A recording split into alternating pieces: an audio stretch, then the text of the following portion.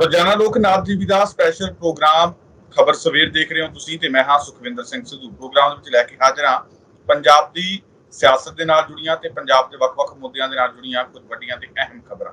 ਗੱਲਬਾਤ ਕਰਾਂਗੇ ਕਿ ਪੰਜਾਬ ਦੇ ਅੰਦਰ ਜਿਵੇਂ-ਜਿਵੇਂ ਬਿਜਲੀ ਸੰਕਟ ਜਿਹੜਾ ਹੈ ਉਹ ਡੂੰਘਾ ਹੁੰਦਾ ਜਾਂਦਾ ਹੈ, ਉਵੇਂ-ਉਵੇਂ ਕੈਪਟਨ ਅਮਰਿੰਦਰ ਸਿੰਘ ਦੀਆਂ ਮੁਸ਼ਕਲਾਂ ਵੀ ਲਗਾਤਾਰ ਵਧਦੀਆਂ ਜਾ ਰਹੀਆਂ ਹਨ।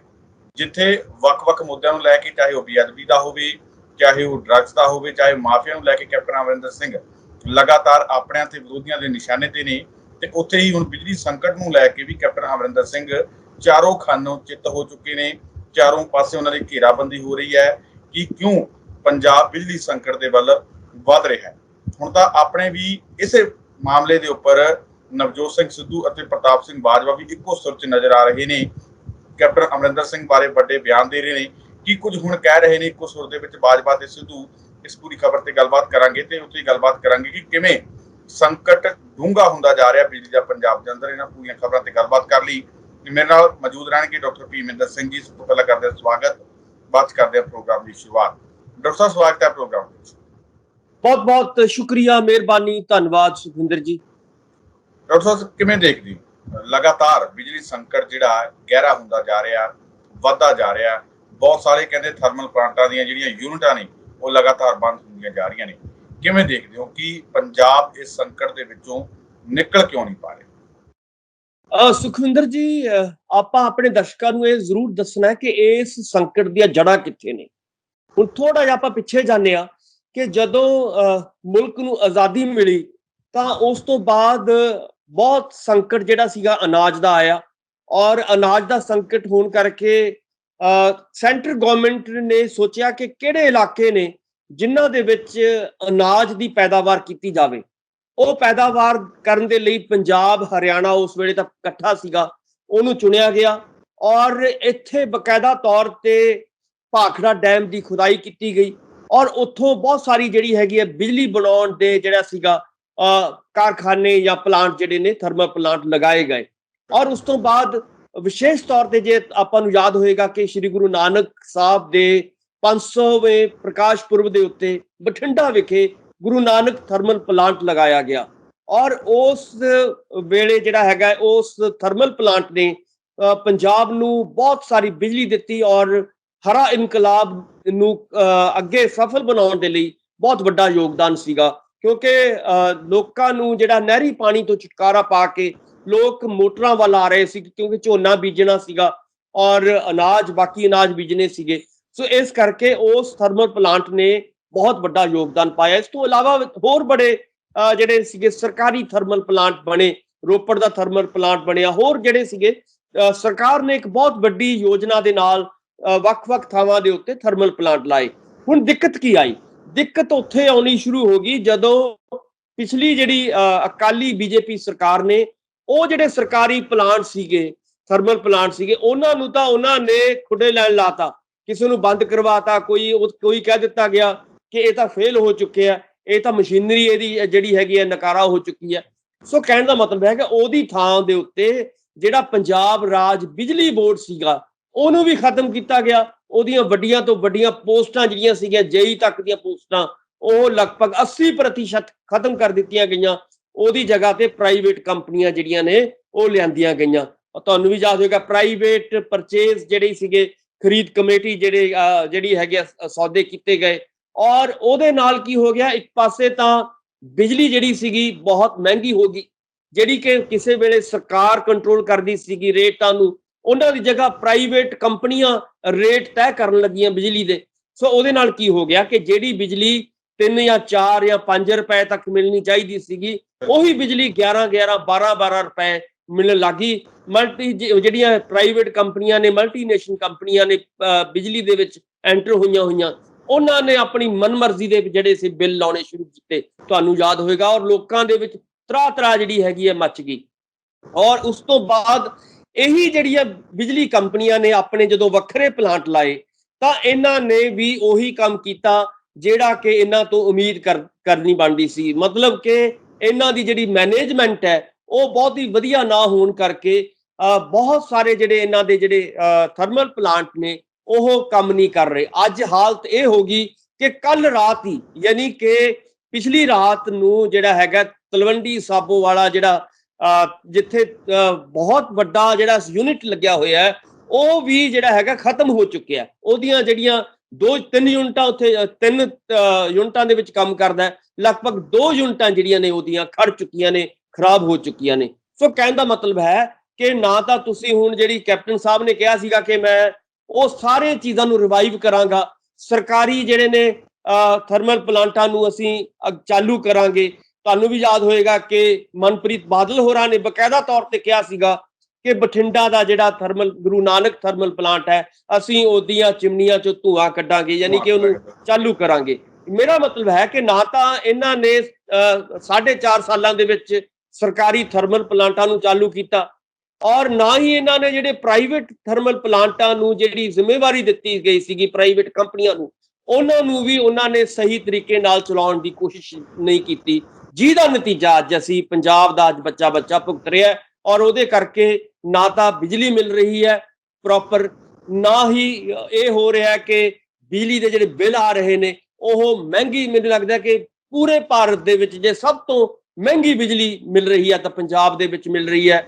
ਦੂਜੇ ਪਾਸੇ ਕੱਟ ਵੱਡੇ ਲੱਗ ਰਹੇ ਨੇ ਔਰ ਬਿਜਲੀ ਜਿਹੜੀ ਹੈਗੀ ਆਪ ਪੈਦਾ ਕਰਨ ਦੇ ਬਾਵਜੂਦ, ਜਿਵੇਂ ਮੈਂ ਦੱਸਿਆ ਕਿ ਸ਼ੁਰੂ ਤੋਂ ਲੈ ਕੇ ਆਜ਼ਾਦੀ ਤੋਂ ਬਾਅਦ ਅਸੀਂ ਆਪ ਪੈਦਾ ਕੀਤੀ ਹੈ। ਜਿਸ ਤਰੀਕੇ ਦੇ ਨਾਲ ਸੰਕਟ ਡੂੰਘਾ ਹੁੰਦਾ ਜਾ ਰਿਹਾ, ਬੜੀ ਗੰਭੀਰ ਇਹ ਗੱਲ ਹੈ। ਤੇ ਦੂਜੇ ਪਾਸੇ ਜਿਹੜਾ ਯੂਨਿਟ ਤੇ ਯੂਨਿਟ ਬੰਦ ਹੁੰਦੀ ਜਾ ਰਹੀ ਹੈ, ਇੱਕ ਤੋਂ ਬਾਅਦ ਇੱਕ ਯੂਨਿਟ ਬੰਦ ਹੋ ਰਹੀ ਹੈ, ਇੱਕ ਤੋਂ ਬਾਅਦ ਦੂਜੀ ਯੂਨਿਟ ਬੰਦ ਹੋ ਰਹੀ ਹੈ, ਤਾਂ ਸਮਝੌਤੇ ਇਸ ਪ੍ਰਕਾਰ ਕਿਉਂ ਕੀਤੇ ਗਏ ਸਰਕਾਰਾਂ ਦੇ ਵੱਲੋਂ ਕਿ ਨਾ ਭਾਈ ਜੇਕਰ ਅਜਿਹੀ ਸਥਿਤੀ ਆਉਂਦੀ ਹੈ ਤਾਂ ਫਿਰ ਜਦੋਂ 6000 ਕਰੋੜ ਰੁਪਇਆ ਅਸੀਂ ਬਿਨਾਂ ਬਿਜਲੀ ਖਰੀਦੇ ਦੇ ਰਹੇ ਹਾਂ ਇੱਕ ਤਾਂ, ਤੇ ਦੂਜਾ ਜਦੋਂ ਬਿਜਲੀ ਪੂਰੀ ਨਹੀਂ ਸਾਨੂੰ ਮਿਲ ਰਹੀ ਤਾਂ ਫਿਰ ਉਹਨਾਂ ਉੱਤੇ ਨਾ ਤਾਂ ਕੋਈ ਜੁਰਮਾਨਾ ਲਗਾਇਆ ਜਾ ਸਕਦਾ, ਨਾ ਕੋਈ ਕੰਟਰੈਕਟ ਤੋੜਿਆ ਜਾ ਸਕਦਾ ਹੈ। ਤੇ ਉਧਰੋਂ ਕੈਪਟਨ ਅਮਰਿੰਦਰ ਸਿੰਘ ਜਿਹੜੇ ਆ ਉਹ ਉਦੋਂ ਵਾਅਦਾ ਕਰਕੇ ਆਏ ਸੀ, ਕਹਿੰਦੇ ਕਿ ਮੈਂ ਜਿਵੇਂ ਮਰਜ਼ੀ ਤੋੜਾਂ ਤੇ ਮੈਂ ਆ ਕੇ ਕੰਟਰੈਕਟ ਇਹ ਤੋੜੂੰਗਾ। ਕਿਵੇਂ ਦੇਖਦੇ ਹੋ ਪਿਛਲੀ ਸਰਕਾਰ ਦੀ ਭੂਮਿਕਾ ਨੂੰ ਤੇ ਇਸ ਸਰਕਾਰ ਦੀ ਭੂਮਿਕਾ ਨੂੰ, ਬਿਜਲੀ ਸੰਕਟ ਜਿਹੜਾ ਪੰਜਾਬ ਦੇ ਅੰਦਰ ਆਇਆ ਹੈ? ਸੁਖਵਿੰਦਰ ਜੀ ਦੇਖੋ, ਜਿਹੜੀ ਭੂਮਿਕਾ ਹੈ ਨਾ ਦੋਵਾਂ ਸਰਕਾਰਾਂ ਦੀ ਲਗਭਗ ਇੱਕੋ ਜਿਹੀ ਹੈ। ਦੋਵੇਂ ਸਰਕਾਰਾਂ ਹੀ, ਚਾਹੇ ਉਹ ਕੈਪਟਨ ਸਾਹਿਬ ਦੀ ਸਰਕਾਰ ਹੋਵੇ, ਚਾਹੇ ਇਸ ਤੋਂ ਪਹਿਲਾਂ ਅਕਾਲੀ ਦਲ ਬੀਜੇਪੀ ਦੀ ਸਰਕਾਰ ਹੋਵੇ, ਉਹਨਾਂ ਨੇ ਪ੍ਰਾਈਵੇਟ ਕੰਪਨੀਆਂ ਨੂੰ ਮੁਨਾਫਾ ਪਹੁੰਚਾਉਣ ਦੀ ਕੋਸ਼ਿਸ਼ ਕੀਤੀ ਗਈ ਹੈ ਦੋਨਾਂ ਵੱਲੋਂ ਹੀ। ਸੋ ਉਹਦਾ ਨਤੀਜਾ ਹੈ, ਜਿਵੇਂ ਤੁਸੀਂ ਕਹਿ ਰਹੇ ਹੋ ਕਿ 6000 ਕਰੋੜ ਰੁਪਈਆ ਪੰਜਾਬੀਆਂ ਦਾ ਜਿਹੜਾ ਅਸੀਂ ਟੈਕਸ ਦੇ ਰੂਪ ਦੇ ਵਿੱਚ ਜਮ੍ਹਾਂ ਕਰਾਉਂਦੇ ਆ, ਉਹਦਾ ਜਿਹੜਾ ਹੈਗਾ ਉਹ ਅਜਾਈਂ ਤੁਸੀਂ ਪ੍ਰਾਈਵੇਟ ਕੰਪਨੀਆਂ ਨੂੰ ਦੇ ਚੁੱਕੇ ਨੇ ਅੱਜ ਤੱਕ। ਸੋ ਨਤੀਜਾ ਕੀ ਨਿਕਲਿਆ ਕਿ ਨਤੀਜਾ ਜਿਹੜਾ ਹੈਗਾ ਜ਼ੀਰੋ ਨਿਕਲ ਰਿਹਾ ਔਰ ਉਹਦੇ ਕਰਕੇ ਇਹਨਾਂ ਨੇ ਹੁਣ ਵੱਡਾ ਕਾਰਨ ਕੀ ਹੈ ਕਿ ਇਹ ਸਮਝੌਤੇ ਕਿਉਂ ਹੋਏ। ਪਹਿਲਾਂ ਤਾਂ ਇਹਨੂੰ ਸਮਝਣ ਦੀ ਲੋੜ ਹੈ। ਇਹਦੇ ਵਿੱਚ ਬਹੁਤ ਸਾਰਾ ਤੁਸੀਂ ਕਮਿਸ਼ਨ ਹੁੰਦਾ ਹੈ। ਤੁਸੀਂ ਜਦੋਂ ਕਮਿਸ਼ਨ ਲੈ ਕੇ ਜਿਹੜੇ ਨੇ ਵੱਡੇ ਲੀਡਰ ਹੁੰਦੇ ਨੇ ਉਸ ਵੇਲੇ ਦੇ, ਉਹ ਕਮਿਸ਼ਨ ਲੈਂਦੇ ਨੇ ਤੇ ਇਹਨਾਂ ਪ੍ਰਾਈਵੇਟ ਕੰਪਨੀਆਂ ਨਾਲ ਸਮਝੌਤੇ ਕਰਦੇ ਨੇ। ਸੋ ਇਸ ਕਰਕੇ ਹੁਣ ਸਵਾਲ ਪੈਦਾ ਹੁੰਦਾ ਹੈ ਕਿ ਕੀ ਇਹ ਸਮਝੌਤੇ ਟੁੱਟ ਸਕਦੇ ਨੇ? ਕਿ ਜਿਵੇਂ ਕੈਪਟਨ ਸਾਹਿਬ 4.5 ਸਾਲ ਪਹਿਲਾਂ ਕਹਿ ਰਹੇ ਸੀਗੇ ਕਿ ਜਦੋਂ ਸਾਡੀ ਸਰਕਾਰ ਆਏਗੀ ਤਾਂ ਇਸ ਸਮਝੌਤੇ ਜਿਹੜੇ ਨੇ ਅਸੀਂ ਰੱਦ ਕਰਾਂਗੇ ਔਰ ਪੰਜਾਬ ਦੇ ਜਿਹੜਾ ਹੈਗਾ ਸਰਕਾਰੀ ਥਰਮਲ ਪਲਾਂਟ ਨੇ ਉਹਨਾਂ ਨੂੰ ਚਾਲੂ ਕਰਕੇ ਪੰਜਾਬ ਦੇ ਲੋਕਾਂ ਨੂੰ ਸਸਤੀ ਬਿਜਲੀ ਮੁਹੱਈਆ ਕਰਾਵਾਂਗੇ। ਇਹ ਲਗਾਤਾਰ ਕਾਂਗਰਸ ਦੇ ਮੈਨੀਫੈਸਟੋ ਵਿੱਚ ਲਿਖਿਆ ਗਿਆ ਬਕਾਇਦਾ ਤੌਰ ਤੇ। ਹੁਣ ਸਵਾਲ ਪੈਦਾ ਹੁੰਦਾ ਹੈ ਕਿ ਕੀ ਇਹ ਰੱਦ ਹੋ ਸਕਦੇ ਹੈ? ਨਵਜੋਤ ਸਿੰਘ ਸਿੱਧੂ ਨੇ ਬਕਾਇਦਾ ਤੌਰ ਤੇ ਕੱਲ ਤੁਹਾਨੂੰ ਯਾਦ ਹੋਏਗਾ ਟਵੀਟ ਕਰਕੇ ਇਹ ਗੱਲ ਕਹੀ ਸੀ ਕਿ ਜਿਹੜੇ ਉਹਨਾਂ ਨੂੰ 18 ਨੁਕਾਤੀ ਪ੍ਰੋਗਰਾਮ ਹਾਈ ਕਮਾਂਡ ਵੱਲੋਂ ਕਹੇ ਗਏ ਨੇ ਤਾਂ ਉਹਨਾਂ ਦੀ ਸ਼ੁਰੂਆਤ ਜਿਹੜੀ ਹੋ ਸਕਦੀ ਹੈ ਇਹਨਾਂ ਪ੍ਰਾਈਵੇਟ ਕੰਪਨੀਆਂ ਦੇ ਸਮਝੌਤਿਆਂ ਨੂੰ ਰੱਦ ਕਰਕੇ ਹੋ ਸਕਦੀ ਹੈ। ਉਹਨਾਂ ਨੇ ਸੁਝਾਅ ਦਿੱਤਾ ਸੀ, ਬਹੁਤ ਇੰਪੋਰਟੈਂਟ ਸੁਝਾਅ ਹੈ। ਉਹਨਾਂ ਨੇ ਕਿਹਾ ਸੀਗਾ ਕਿ ਜਿਹੜਾ ਵਿਧਾਨ ਸਭਾ ਦਾ ਸਪੈਸ਼ਲ ਸੈਸ਼ਨ ਹੈ ਉਹ ਬੁਲਾਇਆ ਜਾਏ, ਸਾਰੀ ਪਾਰਟੀਆਂ ਨੂੰ ਇਕੱਠਾ ਕੀਤਾ ਜਾਵੇ, ਬਿਠਾਇਆ ਜਾਵੇ, ਉਹਦੇ ਤੇ ਚਰਚਾ ਹੋਵੇ। ਸੋ ਇਸ ਕਰਕੇ ਇਹ ਜਿਹੜੇ ਪ੍ਰਾਈਵੇਟ ਕੰਪਨੀਆਂ ਨਾਲ ਸਮਝੌਤੇ ਕੀਤੇ ਗਏ ਨੇ ਔਰ ਇਹਨਾਂ ਨੂੰ ਰੱਦ ਕੀਤਾ ਜਾ ਸਕਦਾ ਹੈ ਔਰ ਉਹਦੀ ਜਗ੍ਹਾ ਜੀ ਉਹਨਾਂ ਦੀ ਥਾਂ ਦੇ ਉੱਤੇ ਜਿਹੜਾ ਸੈਂਟਰਲ ਪੂਲ ਹੈ ਜਿਹਦੇ ਵਿੱਚ ਬਹੁਤ ਸਾਰਾ ਜਿਹੜਾ ਹੈਗਾ ਵੱਖ-ਵੱਖ ਸਟੇਟਾਂ ਆਪਣਾ એનર્ਜੀ ਜਮ੍ਹਾਂ ਕਰਾਉਂਦੀਆਂ ਨੇ, ਪਾਵਰ ਜਮ੍ਹਾਂ ਕਰਦੀਆਂ ਨੇ, ਉਹਦੇ ਵਿੱਚੋਂ ਸਸਤੇ ਰੇਟ ਦੇ ਉੱਤੇ ਉਹਨਾਂ ਨੇ ਕਿਹਾ ਸੀਗਾ ਕਿ ਲਗਭਗ 4 ਰੁਪਏ ਦੇ ਉੱਤੇ ਜਾਂ 4.5 ਰੁਪਏ ਦੇ ਉੱਤੇ ਜਿਹੜੀ ਸਸਤੀ ਬਿਜਲੀ ਮਿਲ ਸਕਦੀ ਹੈ, ਉਹ ਬਿਜਲੀ ਲੈ ਕੇ ਲੋਕਾਂ ਨੂੰ, ਖਾਸ ਤੌਰ ਤੇ ਇੰਡਸਟਰੀਅਲਿਸਟਾਂ ਨੂੰ 5 ਰੁਪਏ ਔਰ ਆਮ ਜਿਹੜਾ ਖਪਤਕਾਰ ਹੈ ਉਹਨਾਂ ਨੂੰ 3 ਰੁਪਏ ਜਿਹੜੀ ਹੈਗੀ ਹੈ ਸਸਤੀ ਬਿਜਲੀ ਦਿੱਤੀ ਜਾ ਸਕਦੀ ਹੈ। ਅੱਜ ਵੀ ਉਹਨਾਂ ਨੇ ਕਿਹਾ ਸੀਗਾ ਇਹ ਸੰਭਵ ਹੈ। ਜਿਹੜਾ ਕਹਿ ਰਹੇ ਨੇ ਕਿ ਅਸੰਭਵ ਨਹੀਂ ਹੈ, ਕੈਪਟਨ ਸਾਹਿਬ ਕਹਿ ਰਹੇ ਨੇ ਕਿ ਇਹ ਤਾਂ ਹੋਣਾ ਨਹੀਂ ਹੈ, ਇਹਦੇ ਉੱਤੇ ਅਸੀਂ ਕਾਨੂੰਨੀ ਚਾਰਾਜੋਈ ਕਰਾਂਗੇ। ਉਹਨਾਂ ਨੇ ਕਿਹਾ ਸੀਗਾ ਕਿ ਕੋਈ ਕਾਨੂੰਨੀ ਚਾਰਾਜੋਈ ਦੀ ਲੋੜ ਨਹੀਂ ਹੈ, ਤੁਸੀਂ ਵਿਧਾਨ ਸਭਾ ਦਾ ਸੈਸ਼ਨ ਬੁਲਾਓ ਔਰ ਸਾਰੀਆਂ ਗੱਲਾਂ ਜਿਹੜੀਆਂ ਨੇ ਉੱਥੇ ਡਿਸਕਸ ਕਰੋ ਔਰ ਉਹਦੇ ਵਿੱਚੋਂ ਹੱਲ ਹੋ ਸਕਦਾ ਹੈ। ਸੋ ਕਹਿਣ ਦਾ ਮਤਲਬ ਹੈ ਕਿ ਕੈਪਟਨ ਸਾਹਿਬ ਜਿੰਨੀ ਦੇਰ ਵਿਧਾਨ ਸਭਾ ਦਾ ਸੈਸ਼ਨ ਨਹੀਂ ਬੁਲਾਉਣਗੇ ਇਹ ਮਸਲਾ ਹੱਲ ਨਹੀਂ ਹੋਏਗਾ, ਇਹ ਮਸਲਾ ਇਦਾਂ ਹੀ ਚੱਲਦਾ ਰਹੇਗਾ, ਕਿਉਂਕਿ ਕੈਪਟਨ ਸਾਹਿਬ ਨੂੰ ਵੀ ਪਤਾ ਹੈ ਕਿ ਜਿੱਦਣ 2-4 ਮੀਂਹ ਪੈ ਗਏ ਉਦੋਂ ਲੋਕ ਫੇਰ ਭੁੱਲ ਭੁਲਾ ਜਾਣਗੇ। ਉਨੀ ਦੇਰ ਉਹਨਾਂ ਦਾ ਜਿਹੜਾ ਹੈਗਾ 4.5 ਸਾਲ ਹੋ ਗਏ ਨੇ ਔਰ ਅਗਲੇ 6 ਮਹੀਨੇ ਇਦਾਂ ਹੀ ਉਹਨਾਂ ਦੇ ਨਿਕਲ ਜਾਣੇ, ਅੱਗੇ ਫਿਰ ਸਰਦੀਆਂ ਆ ਜਾਣੀਆਂ ਨੇ। ਸੋ ਮੇਰਾ ਕਹਿਣ ਦਾ ਮਤਲਬ ਹੈ ਕਿ ਇਹ ਜਿਹੜੀ ਢਿੱਲੀ ਸਥਿਤੀ ਹੈ ਕੈਪਟਨ ਸਾਹਿਬ ਦੇ ਕਾਰਜਸ਼ੈਲੀ ਦੀ, ਉਹ ਕਾਰਜਸ਼ੈਲੀ ਲਗਾਤਾਰ ਜਾਰੀ ਹੈ ਔਰ ਉਹਦੇ ਕਰਕੇ ਆਪਾਂ ਦੇਖ ਰਹੇ ਹਾਂ ਕਿ ਪੰਜਾਬ ਦੇ ਲੋਕ ਜਿਹੜੇ ਨੇ ਉਸ ਨੂੰ ਭੁਗਤ ਰਹੇ ਨੇ। ਉਹਨਾਂ ਦੀ ਕਾਰਜਸ਼ੈਲੀ ਦਾ ਨਤੀਜਾ ਹੈ ਇਹ ਕਿ ਅੱਜ ਪੰਜਾਬ ਦੇ ਵਿੱਚ ਕਿਵੇਂ ਦੇਖਦੇ ਹੋ ਬਾਜਵਾ ਤੇ ਨਵਜੋਤ ਸਿੰਘ ਸਿੱਧੂ ਦੇ ਸੁਰ ਇੱਕੋ ਜਿਹੇ ਜਾਪ ਰਹੇ ਆ, ਜਿੱਥੇ ਉਹ ਕਹਿੰਦੇ ਕੈਪਟਨ ਅਮਰਿੰਦਰ ਸਿੰਘ ਨੂੰ ਠੀਕ ਹੈ ਬਿਜਲੀ ਸੰਕਟ ਹੈਗਾ, ਪਰ ਉਹ ਉਹਨਾਂ ਨੇ ਹੱਲ ਵੀ ਦਿੰਦੇ ਨੇ ਤੇ ਨਾਲ ਦੀ ਨਾਲ ਮੰਗ ਵੀ ਕਰਦੇ ਨੇ ਕਿ ਪੰਜਾਬ ਦੇ ਅੰਦਰ 200 ਯੂਨਿਟ ਮੁਫਤ ਬਿਜਲੀ ਦੇ ਮਿਲ ਰਹੀ ਹੈ ਤੇ ਕੇਜਰੀਵਾਲ ਸਰਕਾਰ 300 ਦੇ ਰਹੀ ਹੈ, ਆਪਾਂ ਵੀ ਇੱਥੇ ਕਿਉਂ ਨਾ 300 ਕਹਿੰਦੇ ਲੋਕਾਂ ਨੂੰ ਦੇਈਏ। ਨਾਲ ਹੀ ਨਾਲ ਉਹਨਾਂ ਨੇ ਇਹ ਗੱਲ ਕਹੀ ਹੈ ਕਿ ਜਿਵੇਂ ਹੁਣ ਕੱਟ ਵੱਡੇ ਵੱਡੇ ਲੱਗ ਰਹੇ ਨੇ ਤੇ ਬਿਜਲੀ ਮੁਫਤ ਦੇਣ ਦੇ ਨਾਲ ਨਾਲ ਜਿਹੜਾ ਹੈਗਾ ਆਪਾਂ 24 ਘੰਟੇ ਬਿਜਲੀ ਲਾਜ਼ਮੀ ਦਾ ਵਾਅਦਾ ਜਿਹੜਾ ਕੀਤਾ ਸੀ ਉਹ ਵੀ ਆਪਾਂ ਕਰੀਏ ਪੂਰਾ, ਕਿ 24 ਘੰਟੇ ਬਿਜਲੀ ਲਗਾਤਾਰ ਜਾਨੀ ਚੱਲਦੀ ਰਹੇ, ਕੋਈ ਕੱਟ ਨਾ ਲੱਗੇ। ਤੇ ਨਾਲ ਹੀ ਨਾਲ 300 ਤੋਂ ਉੱਪਰ ਜਦੋਂ ਯੂਨਿਟ ਚਲੀ ਜਾਂਦੀ ਹੈ, ਜਿਵੇਂ ਹੁਣ ਕਹਿੰਦੇ ਪੰਜਾਬ ਦੇ ਅੰਦਰ 10-12 ਰੁਪਏ ਯੂਨਿਟ ਲੱਗ ਰਹੀ ਹੈ, ਤਾਂ ਉਹ ਜਿਹੜੀ ਯੂਨਿਟ ਹੈ ਉਹ 3 ਤੋਂ 5 ਰੁਪਏ ਹੋਣੀ ਚਾਹੀਦੀ ਹੈ। ਇਹ ਵੱਡੀਆਂ ਮੰਗਾਂ ਨੇ, ਕਿਵੇਂ ਦੇਖਦੇ ਹੋ ਕੈਪਟਨ ਅਮਰਿੰਦਰ ਸਿੰਘ ਘਿਰਦੇ ਦਿਖਾਈ ਦੇ ਰਹੇ ਆ? ਬਿਲਕੁਲ, ਦੇਖੋ ਘਿਰਦੇ ਤਾਂ ਨਜ਼ਰ ਆ ਰਹੇ ਨੇ ਬਹੁਤ, ਇੱਕ ਤੋਂ ਬਾਅਦ ਇੱਕ, ਜਿਵੇਂ ਤੁਸੀਂ ਸ਼ੁਰੂ 'ਚ ਕਿਹਾ ਸੀਗਾ ਕਿ ਮੁੱਦੇ ਉਹਨਾਂ ਦੇ ਉੱਤੇ ਹਾਵੀ ਹੁੰਦੇ ਜਾਂਦੇ ਨੇ, ਪਰ ਗੱਲ ਇਹ ਹੈ ਵੀ ਉਹਨਾਂ ਦੇ ਕੰਨ ਤੋਂ ਜੂੰ ਨਹੀਂ ਸਰਕ ਰਹੀ, ਕਿਉਂਕਿ ਉਹਨਾਂ ਨੂੰ ਪਤਾ ਹੈ ਕਿ ਮੇਰੇ ਕੋਲੇ ਜਿਹੜੀ ਇਸ ਵੇਲੇ ਗਿਣਤੀ ਹੈ MLA ਦੀ ਉਹ ਬਹੁਤ ਜ਼ਿਆਦਾ ਹੈ ਔਰ ਇਸ ਕਰਕੇ ਸਰਕਾਰ ਦੀ ਜਾਂ ਉਹਨਾਂ ਦੀ ਕੁਰਸੀ ਨੂੰ ਕੋਈ ਖਤਰਾ ਨਜ਼ਰ ਨਹੀਂ ਆ ਰਿਹਾ। ਔਰ ਉਹਦਾ ਨਤੀਜਾ ਕੀ ਹੋ ਰਿਹਾ ਕਿ ਢਿੱਲਮ ਢਿੱਲੀ ਜਿਹੜੀ ਕਾਰਵਾਈ ਹੈ ਉਹ ਲਗਾਤਾਰ ਜਾਰੀ ਹੈ ਔਰ ਹੋ ਸਕਦਾ ਹੈ ਕਿ ਇਸੇ ਤਰ੍ਹਾਂ ਹੀ ਉਹ ਆਪਣੇ ਅਗਲੇ ਜਿਹੜੇ 6-7 ਮਹੀਨੇ ਰਹਿੰਦੇ ਆ ਉਹ ਇਸ ਢਿੱਲੀ ਕਾਰਵਾਈ ਦੇ ਰਾਹੀਂ ਕੱਢ ਦੇਣ। ਪਰ ਜਿੱਥੋਂ ਤੱਕ ਬਾਜਵਾ ਸਾਹਿਬ ਔਰ ਨਵਜੋਤ ਸਿੰਘ ਸਿੱਧੂ ਦੇ ਬਿਆਨਾਂ ਦੀ ਗੱਲ ਹੈ, ਉਹਦੇ ਵਿੱਚ ਬਿਲਕੁਲ ਇਹ ਸਚਾਈ ਹੈ ਕਿ ਆਮ ਲੋਕਾਂ ਨੂੰ ਤੁਸੀਂ 3 ਰੁਪਏ ਔਰ ਇੰਡਸਟਰੀਅਲਿਸਟਾਂ ਨੂੰ 5 ਰੁਪਏ ਪੰਜਾਬ ਦੇ ਵਿੱਚ ਬਿਜਲੀ ਦੇ ਸਕਦੇ ਹੋ। ਇਹ ਵੱਡੀ ਗੱਲ ਹੈ ਕਿ ਉਹਨਾਂ ਨੇ ਕਿਹਾ ਕਿ ਇਹ ਸੰਭਵ ਹੈ। ਉਹਦਾ ਵੱਡਾ ਕਾਰਨ ਹੈ ਕਿ ਪੰਜਾਬ ਆਪ ਬਿਜਲੀ ਤਿਆਰ ਕਰਦਾ ਹੈ। ਸਾਡੇ ਕੋਲ ਸਰਕਾਰੀ ਥਰਮਲ ਪਲਾਂਟ ਵੀ ਨੇ, ਸਾਡੇ ਕੋਲ ਪ੍ਰਾਈਵੇਟ ਥਰਮਲ ਪਲਾਂਟ ਵੀ ਨੇ। ਤੁਸੀਂ ਉਹਨਾਂ ਦਾ ਸ਼ਿਕੰਜਾ ਕਸੋ, ਜਿਸ ਤਰ੍ਹਾਂ ਕੇਜਰੀਵਾਲ ਸਰਕਾਰ ਨੇ ਦਿੱਲੀ ਦੇ ਵਿੱਚ ਸ਼ਿਕੰਜਾ ਕੱਸਿਆ ਸੀਗਾ ਪ੍ਰਾਈਵੇਟ ਕੰਪਨੀਆਂ ਦੇ ਉੱਤੇ ਔਰ ਉਹਨਾਂ ਨੂੰ ਰੈਗੂਲੇਟ ਕੀਤਾ ਸੀਗਾ ਔਰ ਉਹਦਾ ਨਤੀਜਾ ਇਹ ਹੋ ਗਿਆ ਕਿ ਆਮ ਲੋਕਾਂ ਨੂੰ ਬਿਜਲੀ ਵੀ ਮਿਲਣ ਲੱਗ ਗਈ ਸਸਤੀ ਔਰ ਨਾਲੇ ਜਿਹੜਾ ਹੈ ਉਹਨਾਂ ਨੇ ਜਿਹੜਾ ਸੀਗਾ ਵਕਫ ਤਾਰਾਂ ਤੂਰਾਂ ਪਾ ਕੇ ਔਰ ਉਹ ਜਿਹੜੇ ਵੱਖਰੇ ਉਹਨਾਂ ਦੇ ਇੰਤਜ਼ਾਮ ਸੀਗੇ, ਚਾਹੇ ਖੰਭੇ ਲਾਉਣੇ ਹੋਣ ਚਾਹੇ ਹੋਰ ਉਹਨਾਂ ਦੇ ਲਈ ਜਿਹੜੀ ਜਿੰਨੀ ਵੀ ਟੈਕਨੀਕਲ ਕਾਰਵਾਈ ਕਰਨੀ ਹੋਵੇ ਉਹ ਵੀ ਉਹਨਾਂ ਨੇ ਕਰਤੀ ਉਹਨਾਂ ਪੈਸਿਆਂ ਦੇ ਵਿੱਚੋਂ। ਸੋ ਕਹਿਣ ਦਾ ਮਤਲਬ ਜੇ ਦਿੱਲੀ ਦੇ ਵਿੱਚ ਹੋ ਸਕਦਾ ਹੈ ਤਾਂ ਪੰਜਾਬ ਦੇ ਵਿੱਚ ਕਿਉਂ ਨਹੀਂ ਹੋ ਸਕਦਾ। ਸਵਾਲ ਅੱਜ ਪੰਜਾਬ ਦਾ ਬੱਚਾ ਸਵਾਲ ਇਹ ਪੁੱਛ ਰਿਹਾ ਹੈ ਕਿ ਜੇ 200 ਯੂਨਿਟ ਉੱਥੇ ਫ੍ਰੀ ਹੋ ਸਕਦੀ ਹੈ ਸਾਰਿਆਂ ਦੇ ਲਈ, ਕੱਲਾ SCBC ਦੇ ਲਈ ਨਹੀਂ, ਕੱਲੇ ਸਾਰਿਆਂ ਲਈ, ਹਰ ਬੰਦੇ ਲਈ, ਤਾਂ ਪੰਜਾਬ ਦੇ ਵਿੱਚ ਕਿਉਂ ਨਹੀਂ ਹੋ ਰਹੀ? ਕਿਉਂਕਿ ਆਪਾਂ ਤਾਂ ਪਹਿਲਾਂ ਹੀ ਬਿਜਲੀ ਤਿਆਰ ਕਰ ਰਹੇ ਹਾਂ। ਜਿਵੇਂ ਮੈਂ ਸ਼ੁਰੂ 'ਚ ਕਿਹਾ ਕਿ ਇੱਕ ਹਿਸਟਰੀ ਦਿੱਤੀ ਹੈ ਕਿ ਪੰਜਾਬ ਆਜ਼ਾਦੀ ਤੋਂ ਬਾਅਦ ਖੁਦ ਮੁਖਤਿਆਰ ਹੋ ਗਿਆ ਸੀਗਾ ਬਿਜਲੀ ਪੈਦਾ ਕਰਨ ਦੇ ਵਿੱਚ। ਸੋ ਇਸ ਕਰਕੇ ਪੰਜਾਬ ਦੇ ਵਿੱਚ ਬਿਜਲੀ ਪੈਦਾ ਕੀਤੀ ਜਾ ਸਕਦੀ ਹੈ, ਬਿਜਲੀ ਸਸਤੀ ਦਿੱਤੀ ਜਾ ਸਕਦੀ ਹੈ। ਸਿਰਫ ਕੀ ਹੋਣ ਚਾਹੀਦਾ ਕੀ ਹੈ? ਨੀਤ ਔਰ ਨੀਤੀ ਚਾਹੀਦੀ ਹੈ। ਸਰਕਾਰ ਕੋਲੇ ਨਾ ਤਾਂ ਨੀਤ ਹੈ ਉਹਦੀ, ਨਾ ਹੀ ਉਹਦੀ ਨੀਤੀ ਹੈ ਕਿ ਅਸੀਂ ਲੋਕਾਂ ਨੂੰ ਕੋਈ ਸਹੂਲਤਾਂ ਦੇਣੀਆਂ ਨੇ। ਉਹਦਾ ਨਤੀਜਾ ਹੈ ਕਿ ਚਾਹੇ ਉਹ ਅਕਾਲੀ ਦਲ BJP ਦੀ ਸਰਕਾਰ ਹੋਵੇ, ਚਾਹੇ ਉਹ 4.5 ਸਾਲ ਦੀ ਕੈਪਟਨ ਸਾਹਿਬ ਦੀ ਸਰਕਾਰ ਹੋਵੇ, ਕੀ ਇੱਕੋ ਹੀ ਨੀਤੀ ਰਹੀ ਹੈ ਕਿ ਲੋਕਾਂ ਨੂੰ ਲੁੱਟੋ ਕੁੱਟੋ, ਠੀਕ ਹੈ ਨਾ, ਹਰ ਤਰ੍ਹਾਂ ਨਾਲ ਉਹਨਾਂ ਦਾ ਸ਼ੋਸ਼ਣ ਕਰੋ, ਯਾਨੀ ਕਿ 12-13 ਰੁਪਏ ਯੂਨਿਟ ਦੇ ਪੈਸੇ ਲਾਓ। ਇੱਕ ਤੋਂ ਬਾਅਦ ਇੱਕ ਮੁੱਦਾ ਜਿਹੜਾ ਕੈਪਟਨ ਦੇ ਹਾਵੀ ਹੁੰਦਾ ਜਾ ਰਿਹਾ। ਪਹਿਲਾਂ ਬੇਅਦਬੀ ਦਾ ਮੁੱਦਾ ਹਾਵੀ ਹੋਇਆ, ਆਪਣਿਆਂ ਨੇ ਵੀ ਘੇਰਿਆ ਤੇ ਵਿਰੋਧੀਆਂ ਨੇ ਵੀ ਘੇਰਿਆ, ਯਾਨੀ ਕਿ ਨਾਲ ਖੜਨ ਵਾਲਾ ਕੋਈ ਨਹੀਂ ਸੀ। ਫਿਰ ਡਰੱਗ ਦਾ ਮੁੱਦਾ ਆਇਆ, ਆਪਣਿਆਂ ਨੇ ਵੀ ਘੇਰਿਆ ਤੇ ਬਾਹਰਲਿਆਂ ਨੇ ਵੀ ਘੇਰਿਆ, ਯਾਨੀ ਫਿਰ ਖੜਨ ਵਾਲਾ ਕੋਈ ਨਹੀਂ ਸੀ। ਫਿਰ ਮਾਫੀਆ ਦਾ ਮੁੱਦਾ ਆ ਰਿਹਾ, ਆਪਣੇ ਵੀ ਘੇਰ ਰਹੇ ਨੇ ਤੇ ਬਾਹਰਲੇ ਵੀ ਘੇਰ ਰਹੇ ਨੇ। ਤਾਂ ਕਿਵੇਂ ਦੇਖਦੇ ਹੋ? ਹੁਣ ਬਿਜਲੀ ਸੰਕਟ ਆ ਗਿਆ, ਬਿਜਲੀ ਸੰਕਟ ਦੇ ਵਿੱਚ ਵੀ ਆਪਣੇ ਵੀ ਘੇਰ ਰਹੇ ਨੇ, ਆਪਣੇ ਤੇ ਬਾਹਰ ਵੀ ਘੇਰ ਰਹੇ ਨੇ, ਬਾਹਰਲਿਆਂ ਨਾਲੋਂ ਸਗੋਂ ਆਪਣੇ ਜ਼ਿਆਦਾ ਘੇਰੇ ਨੇ। ਕਿਵੇਂ ਦੇਖਦੇ ਹੋ ਕਿ ਇੱਕ ਤੋਂ ਬਾਅਦ ਇੱਕ ਮੁਸੀਬਤ ਆ ਰਹੀ ਹੈ ਪੰਜਾਬ ਦੇ ਅੰਦਰ, ਇੱਕ ਤੋਂ ਬਾਅਦ ਇੱਕ ਸੰਕਟ ਵੱਧ ਰਿਹਾ ਹੈ? ਮੁੱਖ ਮੰਤਰੀ ਦਾ ਕੰਮ ਹੁੰਦਾ ਉਹਨੂੰ ਆਪਣੀ ਟੀਮ ਦੇ ਨਾਲ ਮਿਲ ਕੇ ਉਭਾਰਨਾ, ਪਰ ਟੀਮ ਜਿਹੜੀ ਹੈ ਉਹ ਕੈਪਟਨ ਅਮਰਿੰਦਰ ਸਿੰਘ ਨੂੰ ਚੇਤੇ ਤੇ ਕਰਾ ਰਹੀ ਹੈ ਕਿ ਭਾਈ ਤੁਸੀਂ ਆਹ ਕੰਮ ਨਹੀਂ ਕਰ ਰਹੇ, ਆਹ ਕੰਮ ਨਹੀਂ ਕਰ ਰਹੇ, ਪਰ ਕੈਪਟਨ ਅਮਰਿੰਦਰ ਸਿੰਘ ਉਹਨਾਂ ਦੀਆਂ ਗੱਲਾਂ ਤੇ ਕੋਈ ਅਮਲ ਵੀ ਨਹੀਂ ਕਰ ਰਹੇ। ਕਿਵੇਂ ਦੇਖਦੇ ਹੋ ਕਿ ਬਾਹਰਲਿਆਂ ਦੇ ਨਾਲ ਆਪਣੇ ਵੀ ਜਿਸ ਤਰੀਕੇ ਨਾਲ ਘੇਰੇ ਨੇ, ਕੈਪਟਨ ਅਮਰਿੰਦਰ ਸਿੰਘ ਦੀ ਹੁਣ ਪਰਿਸਥਿਤੀ ਕੀ ਬਣ ਰਹੀ ਹੈ?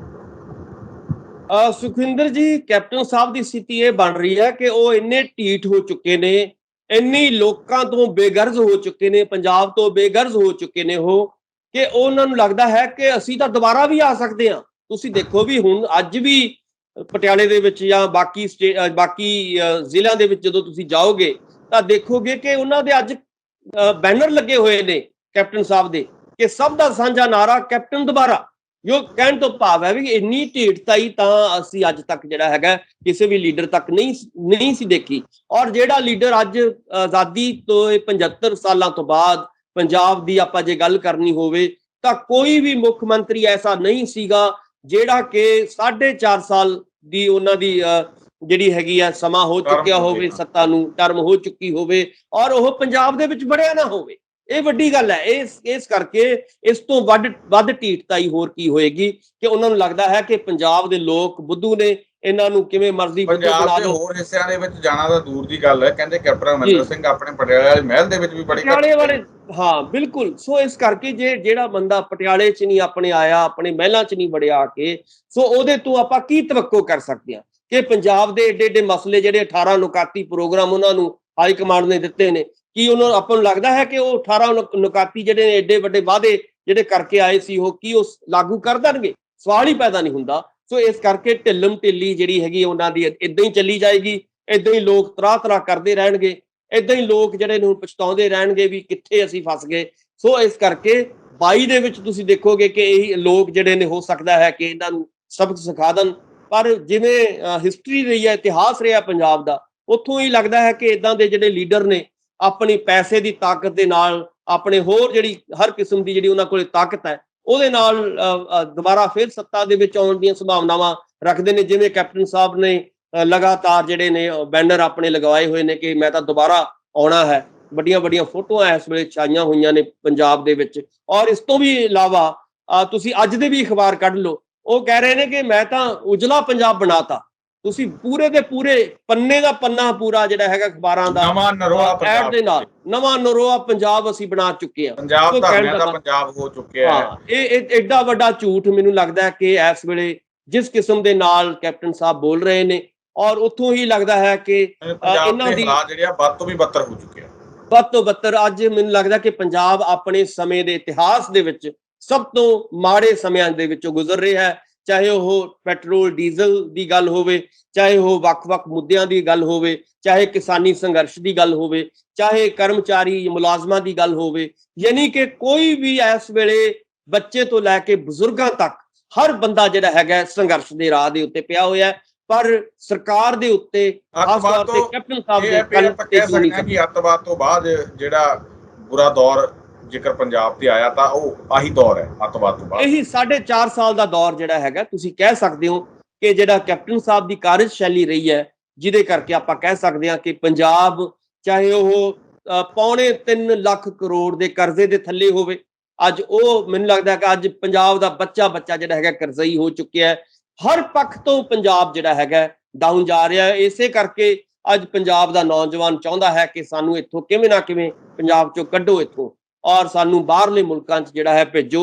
ਸੋ ਇਸ ਕਰਕੇ ਹਾਲਾਤ ਇਹੀ ਹੋਏ ਪਏ ਨੇ ਕਿ ਹਰ ਪਾਸੇ ਹਾਹਾਕਾਰ ਮਚ ਰਹੀ ਹੈ ਔਰ ਕਿਸੇ ਦੇ ਜੂੰ ਨਹੀਂ ਸਰਕ ਰਹੀ। ਔਰ ਨਤੀਜਾ ਇਹੀ ਹੋ ਰਿਹਾ ਵੀ ਕੈਪਟਨ ਸਾਹਿਬ ਦੁਬਾਰਾ ਆਉਣ ਦੀਆਂ ਜਿਹੜੀਆਂ ਨੇ ਉਹ ਸੁਪਨ ਸਾਜ਼ੀ ਉਹਨਾਂ ਦੀ ਚੱਲ ਰਹੀ ਹੈ। ਉਹਨਾਂ ਨੂੰ ਸੁਪਨੇ ਆ ਰਹੇ ਨੇ ਕਿ ਮੈਂ 22 ਦੇ ਵਿੱਚ ਦੁਬਾਰਾ ਫੇਰ ਆਉਣਾ ਹੈ।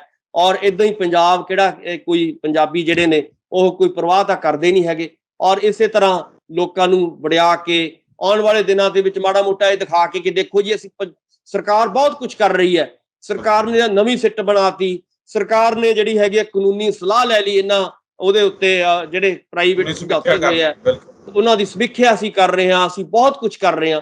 ਸੋ ਇਦਾਂ ਦੀਆਂ ਗੱਲਾਂ ਇਹ ਖੜੇ ਹੁੰਦੇ ਨੇ ਕਿ ਜੇਕਰ 4.5 ਸਾਲ ਬਾਅਦ ਤੁਸੀਂ ਸਮੀਖਿਆ ਕਰ ਰਹੇ ਹੋ, SIT ਦੀ ਜਾਂਚ ਤੇਜ਼ ਕਰ ਰਹੇ ਹੋ, ਤਾਂ ਫਿਰ 4.5 ਸਾਲ ਦੇ ਦੌਰਾਨ ਪਹਿਲਾਂ ਕਿਉਂ ਨਹੀਂ ਜਾਂਚ ਤੇਜ਼ ਹੋ ਸਕੀ? ਪਹਿਲਾਂ ਕਿਉਂ ਨਹੀਂ ਕਾਨੂੰਨੀ ਸਮੀਖਿਆ ਕੀਤੀ ਗਈ? ਕਿ ਸਿਰਫ ਤੁਸੀਂ ਵੋਟਾਂ ਦਾ ਇੰਤਜ਼ਾਰ ਕਰ ਰਹੇ ਸੀ? ਜਿਵੇਂ ਨਵਜੋਤ ਸਿੰਘ ਸਿੱਧੂ ਇਹ ਗੱਲ ਕਹਿੰਦੇ ਆ ਕਿ ਜਦੋਂ ਭਾਈ ਮੈਂ ਸਿਸਟਮ ਨੂੰ ਜਾ ਕੇ ਇਹ ਗੱਲ ਕਹੀ ਤਾਂ ਉੱਥੇ ਸਿਸਟਮ ਨੇ ਕਹਿੰਦੇ ਇਹ ਗੱਲ ਕਹੀ ਵੀ ਇਹ ਮੁੱਦੇ ਤਾਂ ਆਪਾਂ ਚੋਣਾਂ ਵਾਲੇ ਰੱਖੇ ਹੋਏ ਆ।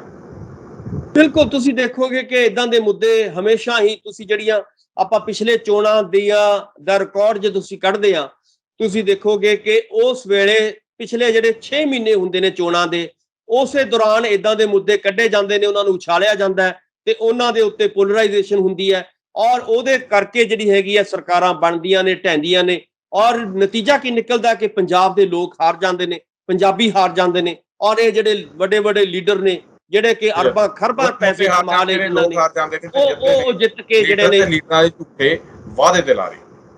ਜੀ ਉਹ ਇਹੀ ਕੰਮ 70 ਸਾਲਾਂ ਤੋਂ ਇਹ ਕੰਮ ਚੱਲ ਰਿਹਾ ਹੈ ਔਰ ਮੈਨੂੰ ਉਮੀਦ ਹੈ ਕਿ ਉਮੀਦ ਕਰਨੀ ਵੀ ਚਾਹੀਦੀ ਹੈ ਕਿਉਂਕਿ ਉਮੀਦ ਦੇ ਉੱਤੇ ਜਿਹੜਾ ਹੈਗਾ ਜੱਗ ਜਿਉਂਦਾ ਹੈ ਔਰ ਇਸ ਕਰਕੇ 22 ਦੇ ਵਿੱਚ ਘੱਟੋ ਘੱਟ ਉਮੀਦ ਇਹ ਕਰਨੀ ਚਾਹੀਦੀ ਹੈ ਕਿ ਚੰਗੇ ਲੋਕ, ਚੰਗੀਆਂ ਪਾਰਟੀਆਂ ਜਿਹੜੀਆਂ ਨੇ ਉਹ ਅੱਗੇ ਆਉਣਗੇ ਔਰ ਪੰਜਾਬ ਦਾ ਜਿਹੜਾ ਹੈਗਾ ਭਵਿੱਖ ਉਹ ਕੋਈ ਚੰਗੇ ਹੱਥਾਂ ਦੇ ਵਿੱਚ ਦਿੱਤਾ ਜਾ ਸਕਦਾ ਹੈ। ਜੇ ਇਹਨਾਂ ਲੋਕਾਂ ਦੇ ਹੱਥਾਂ 'ਚ ਭਵਿੱਖ ਜਾਂਦਾ ਰਿਹਾ ਤਾਂ ਪੰਜਾਬ ਜਿਹੜਾ ਹੈਗਾ ਹੌਲੀ ਹੌਲੀ ਬੰਜਰ ਬਣ ਜਾਏਗਾ ਔਰ ਬਣ ਵੀ ਰਿਹਾ ਹੈ ਔਰ ਇਹਦੇ ਵਿੱਚੋਂ ਕੱਲਾ ਮੈਂ ਬੰਜਰ ਧਰਤੀ ਦੀ ਬੰਜਰ ਹੋਣ ਦੀ ਗੱਲ ਨਹੀਂ ਕਰ ਰਿਹਾ ਔਰ ਸਾਡੇ ਜਿਹੜੀ ਜ਼ਿਹਨੀਅਤ ਹੈ, ਸਾਡੀ ਜਿਹੜੇ ਦਿਮਾਗ ਨੇ ਉਹ ਵੀ ਬੰਜਰ ਹੋ ਜਾਣੇ ਹੈ ਔਰ ਹੌਲੀ ਹੌਲੀ ਇਹ ਲੋਕ ਜਿਹੜੇ ਨੇ ਉਹਦੀ ਸਾਰੀ ਹਰਿਆਲੀ ਕੱਢ ਕੇ ਲੈ ਜਾਣਗੇ, ਉਹਦਾ ਸਾਰਾ ਜਿਹੜਾ ਚੰਗੀਆਂ ਚੀਜ਼ਾਂ ਨੇ ਉਹ ਇਹਨਾਂ ਦੇ ਕੋਲੇ ਚਲੀਆਂ ਜਾਂਦੀਆਂ ਨੇ ਔਰ ਬੰਜਰ ਇਲਾਕਾ ਸਾਡੇ ਕੋਲੇ ਰਹਿ ਜਾਣਾ। ਸੋ ਇਹੀ ਮੈਨੂੰ ਭਵਿੱਖ ਇਸ ਵੇਲੇ ਤਾਂ ਨਜ਼ਰ ਆ ਰਿਹਾ, ਪਰ ਰੱਬ ਜਿਹੜਾ ਹੈਗਾ ਆਪਾਂ ਕਹਿ ਸਕਦੇ ਹਾਂ ਕਿ ਪ੍ਰਮਾਤਮਾ ਦੇ ਘਰੇ ਦੇਰ ਹੋ ਸਕਦੀ ਹੈ, ਹਨੇਰ ਨਹੀਂ ਹੈ ਔਰ ਇਸੇ ਤਰ੍ਹਾਂ ਪੰਜਾਬ ਦੇ ਘਰ ਦੇ ਪੰਜਾਬ ਨੂੰ ਸਹੀ ਹੁੰਦਿਆਂ ਹਾਂ ਦੇਰ ਹੋ ਸਕਦੀ ਹੈ ਪਰ ਹਨੇਰ ਨਹੀਂ ਹੋਏਗਾ। ਪੰਜਾਬੀ ਜ਼ਰੂਰ ਸੋਚਣਗੇ ਕਿਸੇ ਦਿਨ। ਜੀ ਸੁਖਵਿੰਦਰ ਜੀ। ਡਾਕਟਰ ਸਾਹਿਬ, ਤੁਸੀਂ ਸਾਡੇ ਨਾਲ ਇਸ ਪ੍ਰੋਗਰਾਮ ਦੇ ਜੁੜੇ ਇਹਨਾਂ तमाम ਮੁੱਦਿਆਂ ਤੇ ਗੱਲਬਾਤ ਕੀਤੀ, ਤੁਹਾਡਾ ਬਹੁਤ ਬਹੁਤ ਧੰਨਵਾਦ। ਬਹੁਤ ਬਹੁਤ ਸ਼ੁਕਰੀਆ, ਮਿਹਰਬਾਨੀ, ਧੰਨਵਾਦ। ਰਾਜਸਥਾਨ ਡਾਕਟਰ ਭੀਮਿੰਦਰ ਸਿੰਘ ਜੀ, ਜਿਨ੍ਹਾਂ ਦੇ ਵੱਲੋਂ ਇਸ तमाम ਮੁੱਦਿਆਂ ਤੇ ਸਾਡੇ ਨਾਲ ਗੱਲਬਾਤ ਕੀਤੀ ਗਈ, ਆਪਣੇ ਕੀਮਤੀ ਵਿਚਾਰ ਸਾਡੇ ਨਾਲ ਸਾਂਝੇ ਕੀਤੇ ਗਏ। ਉਮੀਦ ਕਰਦੇ ਹਾਂ ਕਿ ਡਾਕਟਰ ਸਾਹਿਬ ਉਹਨਾਂ ਦੇ ਕੀਮਤੀ ਵਿਚਾਰ ਤੁਹਾਨੂੰ ਜ਼ਰੂਰ ਪਸੰਦ ਆਏ ਹੋਣਗੇ। ਦੁਬਾਰਾ ਫਿਰ ਮਿਲਾਂਗੇ ਇਸ ਪ੍ਰੋਗਰਾਮ ਦੇ ਵਿੱਚ, ਤਦ ਤੱਕ ਦਿਓ ਇਜਾਜ਼ਤ। ਧੰਨਵਾਦ।